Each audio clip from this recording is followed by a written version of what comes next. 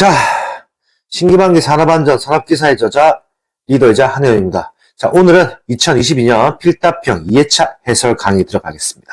자, 1번 안전인증보호구에 안전인증 표시의 표시사항 4가지를 작성하시오라고 나왔습니다. 자, 바로 답을 보시죠. 자, 1번 제조자명, 2번 안전인증번호, 3번 제조번호 및 제조연월, 4번 모델명 또는 형식, 5번 규격 또는 등급입니다. 그래서 이 암기법이 있는데요. 제안 제목 Q입니다. 제안 제목 Q.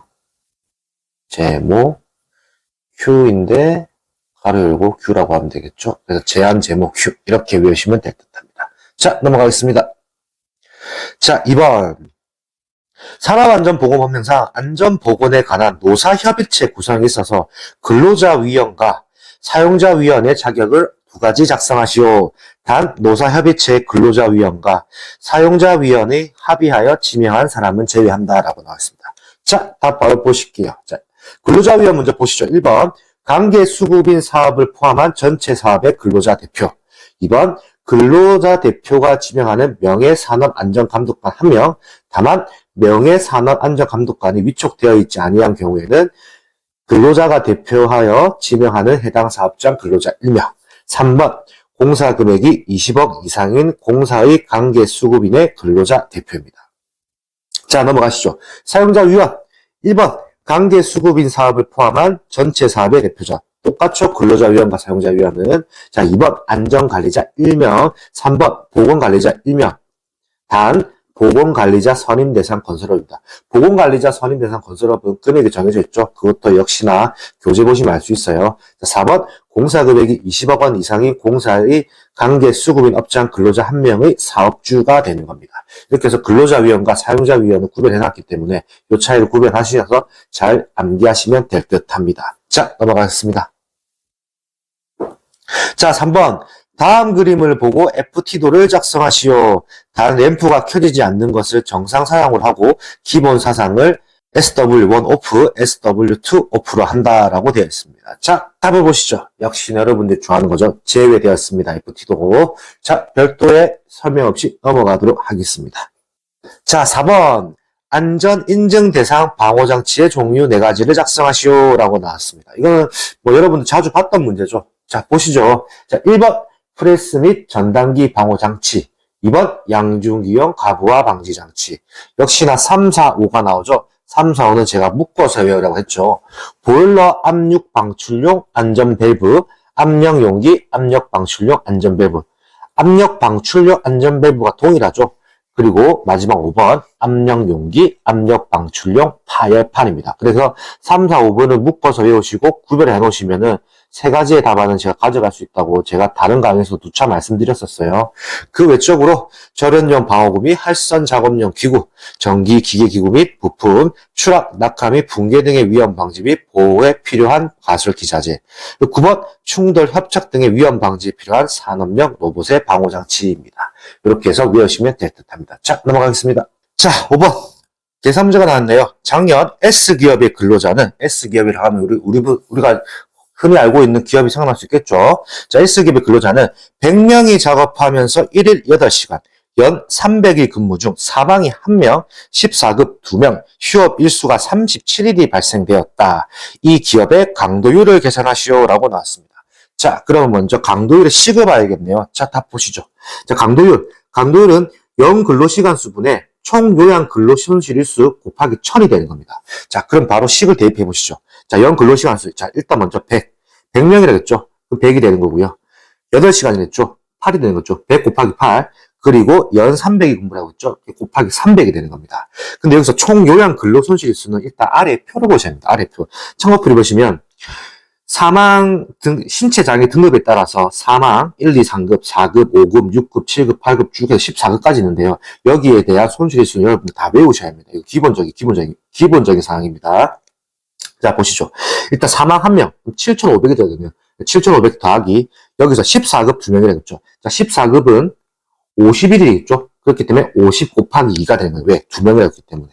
자, 여기서 그럼 더하기, 휴업일수 37이라고 했습니다. 여기서 중요합니다. 그럼 37이 들어가야 돼요. 그럼 37 곱하기, 여기서 중요한 거는 1년이 365일이죠. 365분의 300일 근무했으니까는 37 곱하기 365분의 300이 되는 겁니다.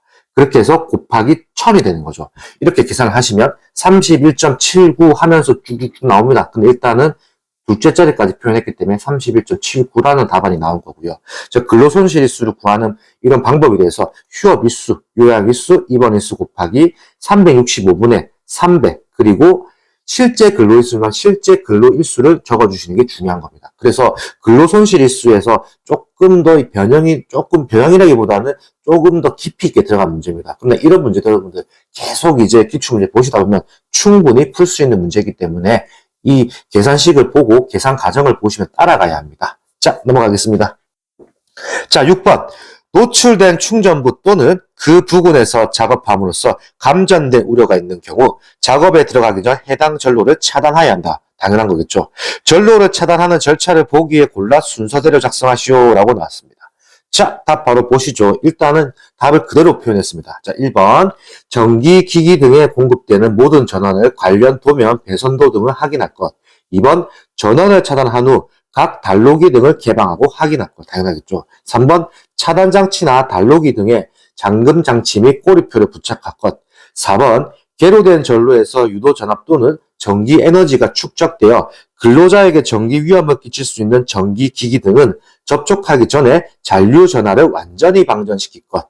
5번. 검전기를 이용하여 작업 대상 기기가 충전되었는지를 확인할 것. 6번. 전기 기기 등이 다른 노출 충전부와는 접촉 유도 또는 예비 동력원의 역손정 등으로 전압이 발생 우려가 있는 경우에는 충분한 용량을 가진 단락 접지 기구를 이용하여 접지할 것. 이렇게 해서 6가지를 외우시면 될 것 같습니다. 원래 시험에서는 이제 순서대로 보기에서 이제 골라서 푸는 문제였습니다만은 일단 답안의 전체를 저희가 일단 써서 보여드리는 겁니다. 이 문제의 차이를 충분히 구별하시면 될 듯합니다. 자, 넘어가겠습니다. 자, 7번. 예전에 나왔던 문제 똑같이 나왔네요. 사업주가 근로자에게 실시해야 하는 안전보건 교육의 가로 안에 적합한 교육 시간을 작성하시오 라고 나왔습니다. 자, 답을 바로 보실게요. 보기를 보시면서 1번. 안전관리자 신규 교육 시간은 몇 시간이다? 34시간이 되는 거고요. 자, 2번. 안전보건 책임자 보수 교육 시간은 몇 시간? 6시간 이상이고요. 그리고 3번. 사무직 종사 근로자의 정기 교육 시간은 매 반기 6시간 이상이 되는 거고요. 4번. 사무직을 제외한 근로자의 정기 교육 시간, 즉 판매직이죠. 매 반기 몇 시간? 6시간 이상입니다. 자, 5번. 사무직을 제외한 근로자의 정기 교육 시간, 판매직을 제외한 겁니다. 매 반기 몇 시간이다? 12시간이 되는 거고요.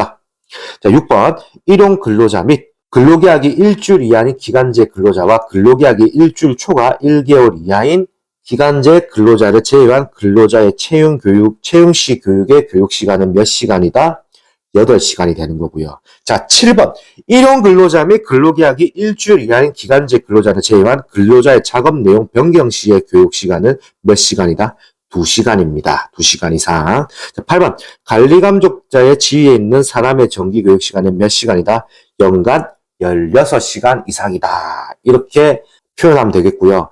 중요한 것은 이 문제가 이런 거 말고도 여러 가지 패턴이 있습니다. 그렇기 때문에 해당 관련된 문제에 대한 표를 교재에 지필해 두었으니까 교재를 보시면서 한 번 더 자세하게 정리하시면 될 듯합니다. 자, 넘어가겠습니다. 자, 8번. 롤러기의 방호장치인 급정지장치 관련하여 작성을 하라라고 문제가 나왔습니다. 자, 답 바로 보실게요. 이때 해당 표를 외우셔야 돼요. 자, 급정지장치 조작부의 종류는요. 손으로 조작하는 거, 복부로 조작하는 거, 무릎으로 조작하는 거 3가지가 있고요. 그 위치는 밑면으로부터 몇 미터? 1.8m 이내가 되는 거고요. 그리고 복부는 밑면으로부터 몇 미터? 0.8m 이상 1.1m 이내가 되는 겁니다. 1.8m 이내, 1.1m 이내. 잘 외우셔야 돼요. 그 무릎으로 조작하는 것, 이거는 0.4m 이상 0.6m 이내. 또는 밑면으로부터 0.6m 이내인데, 요 문제에 좀 이 무릎으로 조작하는 부분에 대해서 답안의 차이는 역시나 교재에 자세하게 집필되어 있습니다. 그 내용을 보시면서 한 번 더 정리하시면 될 듯합니다. 우리가 중요한 건 이상, 이내. 이 부분에 대한 차이를 정확하게 구별하셔야 할 것 같아요. 이상과 이내. 혹시라도 이런 분들이 있거든요. 실컷 공부해놓고 이내라고 쓰고 이상이라고 쓰시는 분들이 있어요. 그러면 이 진짜 글자 하나 때문에 여러분들 틀렸다고 되는 거예요. 이 차이 잘 구별하셔야 합니다. 자, 넘어가겠습니다. 자, 9번. 달기 체인의 사용 금지 조건 3가지를 작성하시오 라고 나왔습니다. 역시나 이 문제는 작업형에도 출제가 됩니다. 자, 1번. 달기 체인의 길이가 달기 체인이 제조된 때의 길이 몇 퍼센트? 5%를 초과한 거 중요하죠. 자, 링의 단면지름이 달기 체인이 제조된 때의 해당 링의 지름이 몇 퍼센트를 초과하여 감소한 것? 10%를 초과하여 감소한 것입니다. 혹시 10%를 초과라고 쓰신다면 틀린 답안이 되는 겁니다. 2번은 10%를 초과하여 감소한 것이라고 작성해야 합니다. 또 3번 역시나 이건 약간 상식적인 면이죠. 균열이 있거나 심하게 변형된 것. 당연히 그런 걸 사용하면 안 되겠죠. 자, 넘어가겠습니다. 자, 10번. 역시나 예전에 나왔던 계산 문제가 동일하게 나왔네요. 자, 작업장 주변 기계 및 벽의 반사율은 80%, 작업장의 안전표지판의 반사율은 20%, 기계 및 벽과 안전표지판의 대비를 계산하시오 라고 나왔습니다. 자, 일단은 해당 공식과 문제풀이를 보시죠. 자, 대비는 배경 반사율 분의 배경 반사율 마이너스 표적 물체 반사율입니다. 곱하기 100인데 100이 빠졌네요. 여기서 곱하기 100입니다. 자, 그러면 배경 반사율은 제가 앞전에 설명해 드릴 거예요. 작업장의 안전표지판과 작업장 주변 기계, 그러니까 크게 생각해줘. 배경이라는 거는. 그렇기 때문에 작업장의 안전표지판이 아닌 작업장 주변 기계, 벽이 크게 생각하면 이게 배경이 되겠네요. 그렇기 때문에 여기서 식이 80 마이너스 표적 물체, 작업장의 안전표지판, 이게 표적이 되겠네요.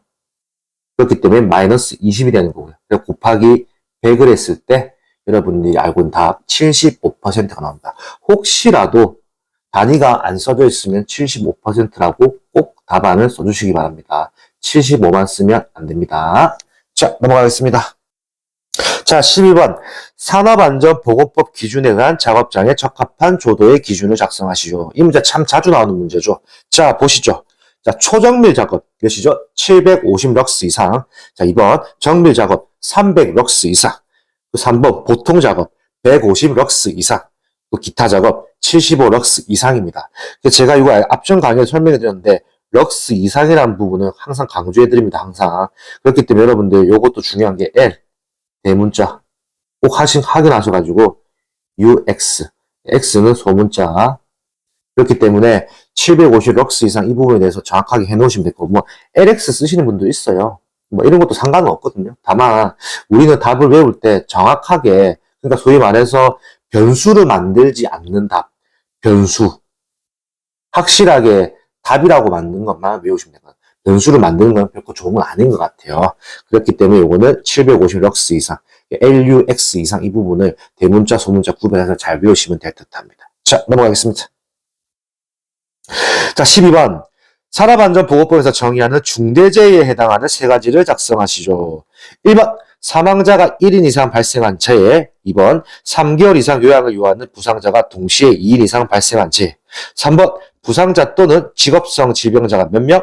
동시에 10인 이상 발생한 재해입니다. 역시나 이것도 제가 몇 번 알려드렸던 암기법 있죠. 그 암기법을 보시면서 외우시면 될 듯 합니다. 자, 넘어가겠습니다.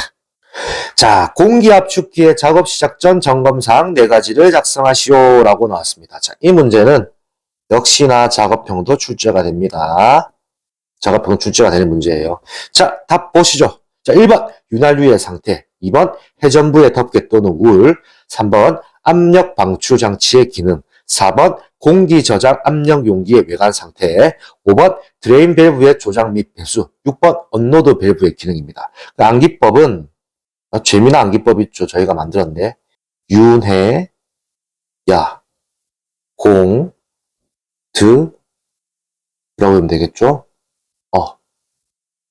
어는 언이라고 표현하시면 되고요. 그렇기 때문에 윤회야 공들어, 윤회야 공들어라는 암기법으로 외우시면 될 것 같아요. 윤회야 공들어. 자, 이것으로 오늘 22년 필답형 2회차 해설 강의가 마무리되었습니다. 저는 신기방기 산업안전 산업기사의 저자 한혜연이자 리더였습니다. 감사합니다.